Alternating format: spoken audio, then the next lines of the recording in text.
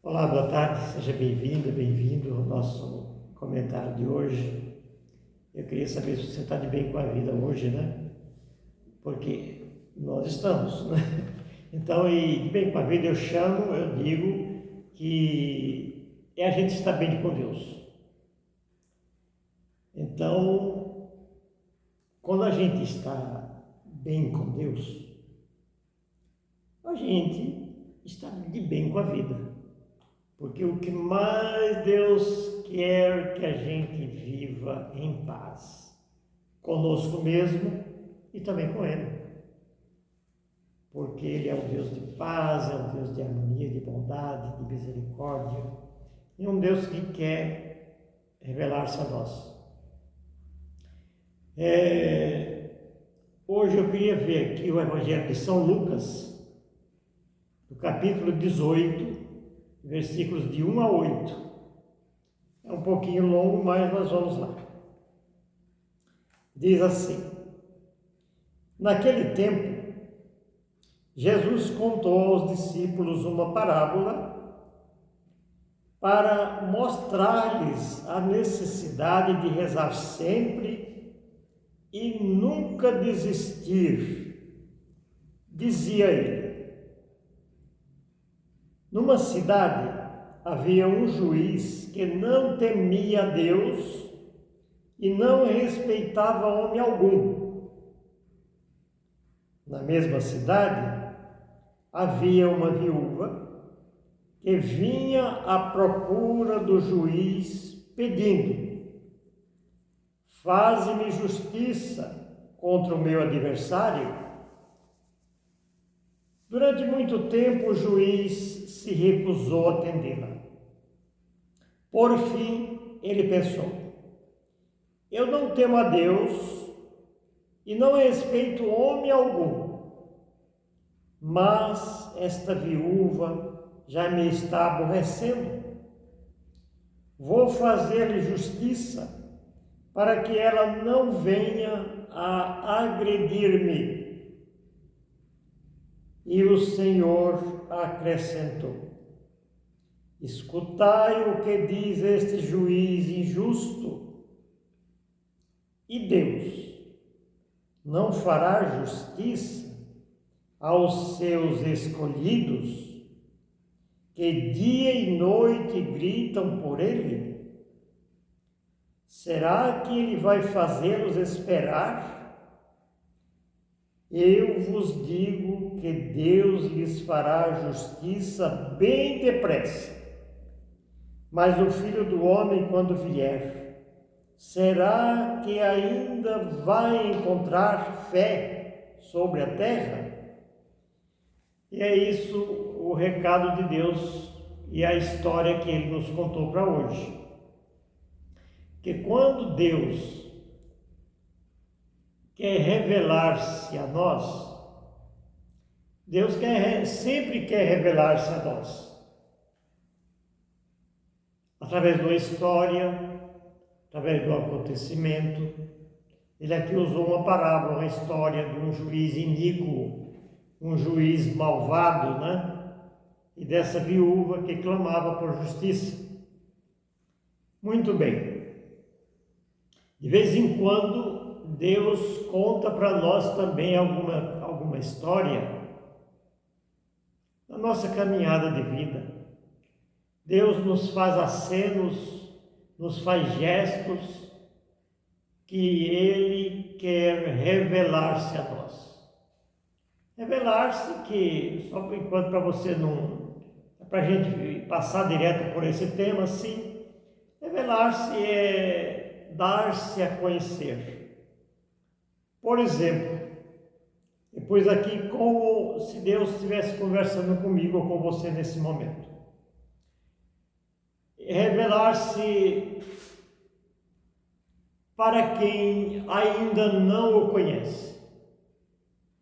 Porque tem gente que, primeiro, duvida que existe Deus. Outros sabem que existe, mas não o conhecem. Outros duvidam de Deus.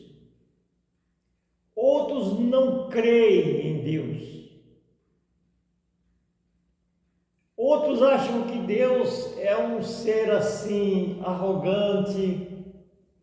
Ele é mais ou menos do tipo desse juiz aqui, da história, que ele se coloca num pedestal e ele atende quem ele quiser. Enfim, talvez um Deus estranho, talvez um Deus desconhecido, talvez um Deus imaginário, talvez um Deus cruel, talvez um Deus fiscal, general, policial, que ele fica seguindo você ou a mim, esperando a hora do escorregão, para ele punir, para ele castigar, para ele condenar, para ele dar a sentença. E Deus não é esse Deus que às vezes nós pensamos, ou esse Deus de que a gente tem medo de Deus. Esse Deus é tão bom. Eu escrevi aqui para não me esquecer de nenhum detalhe. Ele conta essas histórias para dizer para mim e para você: para quem não me conhece, eu sou assim. É a mesma coisa que Deus começar a dizer para mim e para você: eu sou assim. Anote aí quem sou eu. Eu sou um Deus que fala, um Deus que escuta, um Deus que vê, um Deus que perdoa, um Deus que nos entende, um Deus que nos atende na hora que precisamos. E sei quando alguém quer me enganar. Eu sei tudo de todos. Sou fiel aos que creem em mim e até aos que não creem, Deus é fiel. Sou fiel aos que creem em mim e aos que gritam por mim. Quero o bem e a felicidade de todos. Agora ele só coloca uma condição para nós: só quero que me obedeçam. Porque sem a obediência a Deus nós não vamos conseguir nada. Ele é Deus. Se ele estabelece uma norma de vida para nós, se ele escreve o que nós precisamos fazer para ter assim a presença dele na nossa vida, então nós precisamos obedecer. É o mínimo que nós precisamos, obedecer a Deus. Porque Deus quer também revelar-se a nós que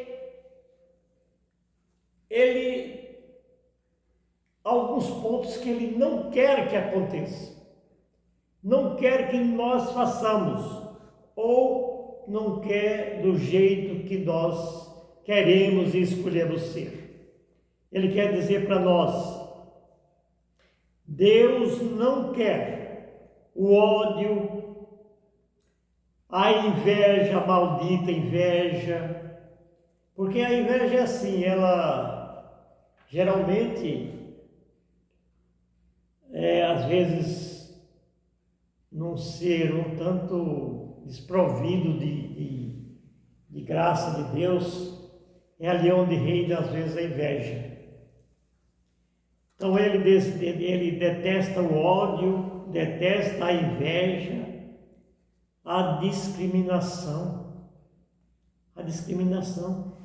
Às vezes a gente percebe que quantas pessoas são deixadas de lado, discriminados. Às vezes por coisas tão sem importância, mas que para muita gente uma determinada coisa já é o suficiente para discriminar aquela pessoa. Essa aí não pode pertencer ao meu grupo. Essa daí não pode pertencer ao nosso grupo e arruma qualquer motivo lá, defeitos que tem, defeitos que não tem. Porque defeitos todos nós temos, né?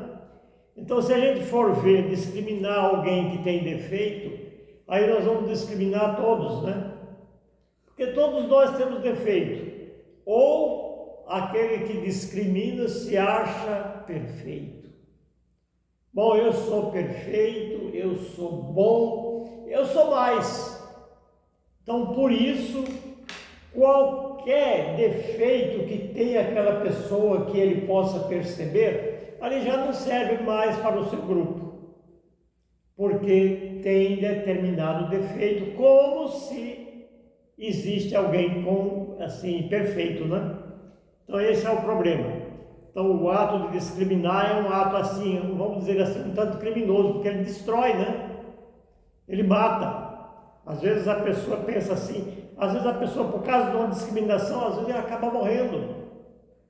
Aí começa a se inferiorizar, se afastar de tudo e de todos, porque foi rejeitado. Às vezes não tem Deus para superar esse problema, esse momento, e às vezes acaba se destruindo, caindo numa vida de abandono, às vezes cai no vício, na pobreza, na miséria, porque começa a se achar inferior, começa a pedir licença ao mundo para poder pisar como se o mundo tivesse um dono. Então é essa a situação da discriminação. A discriminação é uma maneira de destruir o outro. De destruir. Quer dizer, às vezes a pessoa acha que matar, que tirar a vida de alguém é só de uma forma mais estúpida possível, mas também a discriminação é uma forma de matar, é uma forma de destruir. Então, por isso que é muito triste. A perseguição também é muito triste, né? Perseguir alguém porque não perdoou alguma coisa que ele fez. Vamos perseguir, até destruir. A preguiça é uma desgraça, né? Preguiça de quê? Preguiça de tudo. A pessoa não tem coragem para nada. Ele se entrega à preguiça. Tudo, eu vou dormir até meio-dia porque eu não tenho nada para fazer. E se olhar muito bem, sempre tem muitas coisas para a gente fazer durante o dia. Que o dia foi feito para trabalhar, não foi feito para dormir. Então, a preguiça, a corrupção, né? Em todos os níveis, né? Corrupção em todos os níveis. Essa é também uma desgraça. O roubo e tudo que nos condena. Então, essas coisas que Deus não quer. Então, quando Ele estabelece isso para nós precisamos obedecer a Deus, né? Porque, na verdade, é o nosso Deus, é o nosso Salvador. E, no mínimo, Ele precisa saber das nossas virtudes e também dos nossos defeitos. Como é que Ele vai consertar o nosso defeito com a ajuda dEle, sem a gente revelar-se a Ele também. Que assim como Ele revela-se a nós precisamos também nos revelar a Deus. Olha, eu sou mau, eu não tenho dó de ninguém, eu faço isso, eu tenho inveja, eu tenho preguiça. Tem gente que às vezes vai para o confessionário se confessar, né? Porque na igreja católica tem a confissão com o padre, o sacerdote, né? E às vezes pergunta, o que é que eu vou falar para o padre? Eu não tenho pecado, eu não matei, não roubei, mas às vezes tem uma série de coisinhas que de momento vai nos impedir de ter esse convívio mais direto com Deus. São essas coisas que nos atrapalham também.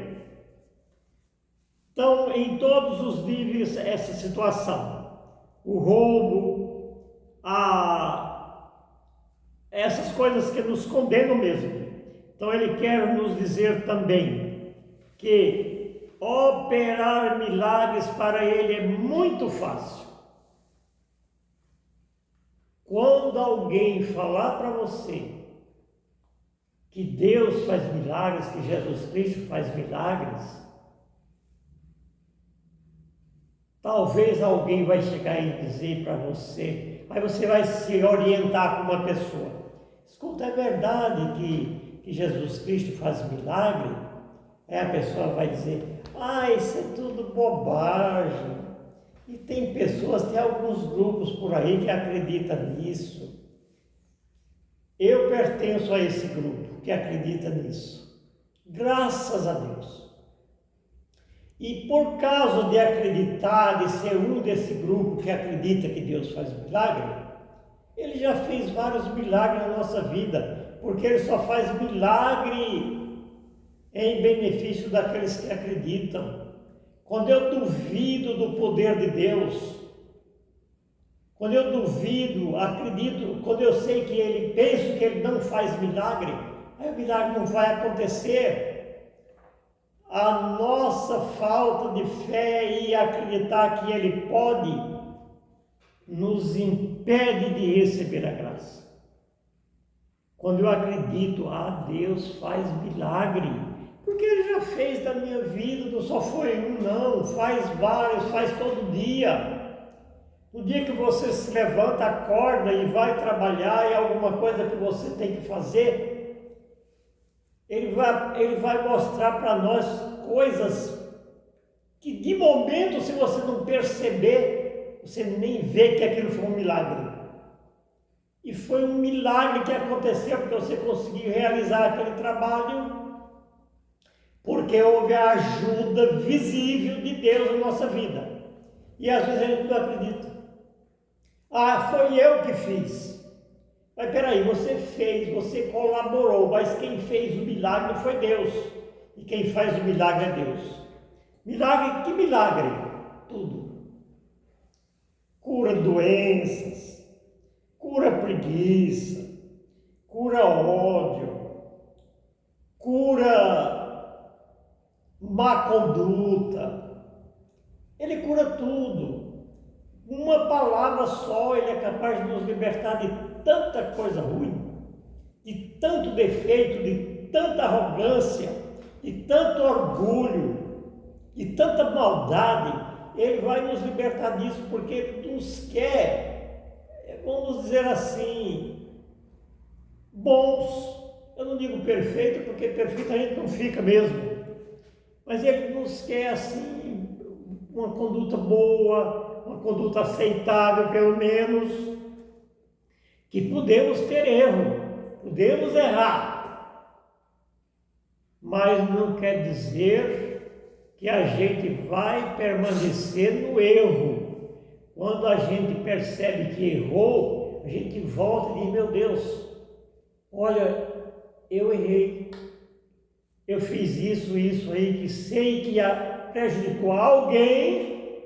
Em primeiro lugar, prejudicou alguém que foi prejudicado com o meu erro e ofendi ao Senhor, porque o Senhor não quer que eu esteja ofendendo a ninguém. O Senhor quer que eu viva a minha vida sem precisar passar por cima de ninguém, pisar ninguém, pisotear ninguém, judiar de ninguém, explorar ninguém. É isso que Deus está nos dizendo com toda essa história que Ele quer nos contar. Então, milagres para Jesus Cristo é muito fácil. Ora, Ele fez tantos milagres naqueles 3 anos de vida pública, por onde Ele passou. Será que nós também não somos filhos de Deus? Nós somos daquele povo, filhos de Abraão, como dizemos, né? E o que Ele prometeu a Abraão, Ele cumpre conosco também, porque Ele representou a gente, cada um de nós, naquele acordo que Ele fez com Ele, naquele pacto. Então nós somos essas pessoas que também recebem milagres. Não é coisa das outras igrejas, que às vezes a gente vê nessas igrejas evangélicas, tem tanta gente dando testemunho, olha, a minha vida estava um trapo, era vício, largando da família, perdendo o emprego, perdendo bens. Aí quando chega lá, aí começa a mostrar a palavra de Deus para ele, se converte, aí vai dizer, isso é tudo mentira deles, é para poder encher a igreja deles. Não vamos ser tão mal assim. Deixa eles fazer o trabalho deles e nós vamos procurar fazer o nosso. Nós somos da Igreja Católica e Deus está na nossa igreja mas também está lá na igreja deles, eles falam da palavra de Deus, eles não omitem, só que pode ser que haja uma diferença. Às vezes a gente não tem fé. O problema é que às vezes a gente não tem fé e fala que Deus não faz milagre. Aí acaba não acontecendo o milagre que a gente tanto precisa e que é tão fácil para Deus fazer na nossa vida. Então é preciso que a gente só dê uma olhadinha nesses aspectos. Para quê? Para o nosso bem. Então é a coisa mais fácil. Só há uma condição para que esse milagre aconteça. É preciso que creiamos nele. Que não duvidemos do seu poder, da sua bondade. É preciso ter fé. Sem fé é impossível agradar a Deus. Confiança em Deus. E ainda, insistir nos nossos pedidos. Como a viúva insistiu aí. Eu pedi e Deus não me atendeu, acho que ele não quer mais me atender. Vamos pedir outra vez. Quem sabe eu não soube pedir ainda. Vamos aprender a pedir a Deus. A palavra de Deus vai em Romanos 6, vai nos dizer como pedir a Deus. Então é bom a gente aprender essas coisinhas. Não estou ensinando para você não, só estou dando umas dicas para relembrar você onde é que a gente busca essas fontes. Enfim, Ele quer nos lembrar que Ele é um Deus simples, é um Deus cordial, acessível, um Deus de vitória, não é um Deus de fracasso, de pobreza, de miséria. Deus é um Deus rico em poder, misericórdia e bondade. Um Deus que salva, cura, liberta de todos os nossos males, todos os nossos males. E quer que sejamos dóceis, obedientes, tudo isso para o nosso próprio bem. Ele não quer nada para ele. Deus é rico, ele não quer nada para ele. O que ele nos aconselha a fazer vai reverter para nós em bem, em milagres, em prosperidade. Tem gente que tem uma raiva de quem fala de prosperidade. Eu não. A gente tem que ser próspero. Leia no Salmo 1, saber o que é que diz. Leia o Salmo 1, só isso, para você confirmar que ele não quer miséria. Salmo 1 vai nos esclarecer todas essas coisinhas. E é isso, meu amigo, minha amiga. É isso que eu tinha que comentar com você nesse dia de hoje. Peço a Deus que te abençoe. Sei que você sabe de tudo isso que eu falei, porque você acompanha, você escuta a palavra de Deus, mas é que a gente às vezes tem vergonha de passar para os outros. E é bom a gente passar, porque tem muita gente aí que está sem rumo, buscando arranjo na vida, buscando tropeço, pensando que está caminhando para frente e está andando para trás. Vamos ajudar as pessoas a não andar para trás? Então, que Deus te abençoe, em nome do Pai, do Filho e do Espírito Santo.